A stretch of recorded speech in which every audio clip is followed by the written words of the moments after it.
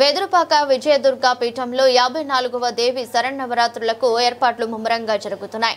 పీఠంలో శరన్నవరాత్రులకు చేసే ఏర్పాట్లను, నవరాత్రుల్లో జరిగే పూజలు, ఆధ్యాత్మిక ప్రసంగాలను, తదితర కార్యక్రమాలను పీఠం PRO Vadrevu Venugopal image news కు తెలిపారు. శ్రీ విశ్వాస శరన్నవరాత్రి మహోత్సవంలో 22/9/25 నుంచి 2/10/25 వరకు అంగరంగ వైభవంగా శ్రీ విజయదుర్గ పీఠం వద్ద జరుగుతాయి.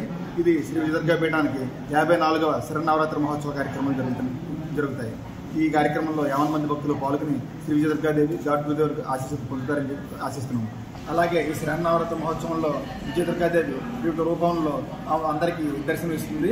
22వ తారీఖు సోమవారం భాగ్యం నాడు బాలాత్రిపుర సుందరి అవతారం, అలాగే 23వ తారీఖు మంగళవారం గాయత్రీదేవి అవతారం, 24 తదిగా బుధవారం అన్నపూర్ణాదేవి అవతారం, 25 చవితి గురువారం ఆ వేళ అమ్మవారు రజతకవత అలంకారంతో దర్శనమిస్తుంది. 26 శుక్రవారం అమ్మవారు మహాలక్ష్మి అవతారంలో దర్శనమిస్తారు. 27 శనివారం నాడు లలితా త్రిపుర సుందరి అవతారం, 28 ఆదివారం విజయదుర్గాదేవి అవతారంలోనే అమ్మవారు దర్శనమిస్తారు. అలాగే మెయిన్ మూల పూజలు స్టార్ట్ అయ్యే 29వ తారీఖు సోమవారం నాడు అమ్మవారు సరస్వతిదేవి అలంకారంలోని 29 సరస్వతిదేవి అలంకారంలో దర్శనమిస్తారు.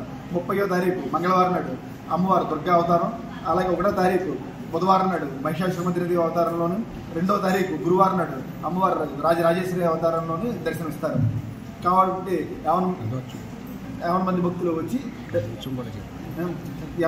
వచ్చి అమ్మవారిని ఆ రూపాల్లో దర్శనం చేసుకుని ఆశీస్సులు పొందగలరు. అలాగే 2వ తారీఖు ఉదయం 9 గంటలకు గ్రామోత్సవం శ్రీ విజయదుర్గ గ్రామోత్సవం జరుగుతుంది. ఆ గ్రామోత్సవంలో వివిధ రకాల సాంస్కృతిక కార్యక్రమాలతో పాటు అమ్మవారు శ్రీ విజయదుర్గాదేవి, శ్రీ విజయ వెంకటేశ్వర స్వామి, శ్రీ గాడ్ గురుదేవుల్ని ఊరేగించడం జరుగుతుంది. ఆ గ్రామోత్సవ కార్యక్రమంలో ప్రతి ఒక్క భక్తులు పాల్గొని గురువుగారి ఆశీస్సులు, అమ్మవారి ఆశీస్సులు పొందగలరని చెప్పి కోరుచున్నాం. అలాగే ప్రతినిత్యం ఇక్కడ ఆధ్యాత్మిక ఉపన్యాసం శ్రీ గరికపాటి నరసింహారావు గారు, రాంభట్ నరసింహ శర్మ గారు, బేతవాళ్ళ రామబ్రహ్మం గారు అలాంటి వారు అందరి చేత ఉదయం ప్రవచనాలు ఉంటాయి. సాయంకాలం సాంస్కృతిక కార్యక్రమాలు ఉంటాయి. 22వ తారీఖు ఉదయం 8:45 భక్తుల చేత స్వయంగా కలశస్థాపన కార్యక్రమం ఉంటుంది. ఆ కార్యక్రమంలో పాల్గొని భక్తులు కలశస్థాపన చేసుకుని, అలాగే 2వ తారీఖు 11:45 కలశోద్వాసన కార్యక్రమం ఉంటుంది.